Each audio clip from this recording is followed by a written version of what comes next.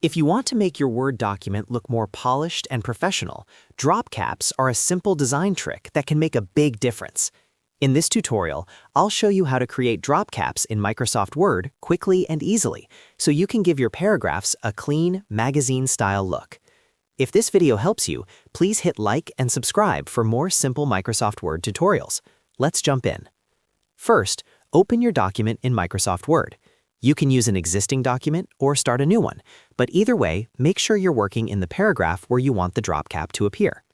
Next, click at the very beginning of the paragraph.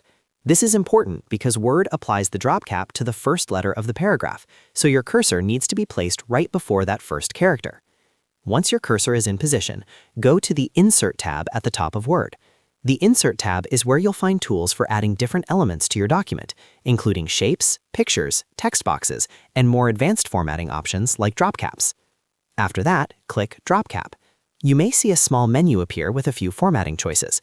This is where you decide how you want the first letter of your paragraph to look.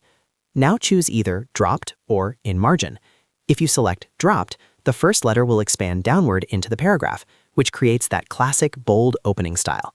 If you choose In Margin, the large letter will sit in the margin area beside the paragraph, giving it a slightly different layout. Both options can look great depending on the style of your document. Once you click the option you want, Microsoft Word will instantly apply the drop cap to that paragraph. You'll see the first letter become larger and more decorative, while the rest of the paragraph wraps neatly around it. If you want to change the look later, you can always click back into the paragraph and choose a different drop cap style. This is a great way to make reports, newsletters, articles, letters, and other documents look more refined without spending extra time on manual formatting. It's a small change, but it can really improve the overall appearance of your page. And that's it. You've now learned how to create drop caps in Microsoft Word. If this tutorial was helpful, make sure to like the video, subscribe to the channel, and turn on notifications so you don't miss the next quick Word tip. Thanks for watching, and I'll see you in the next one.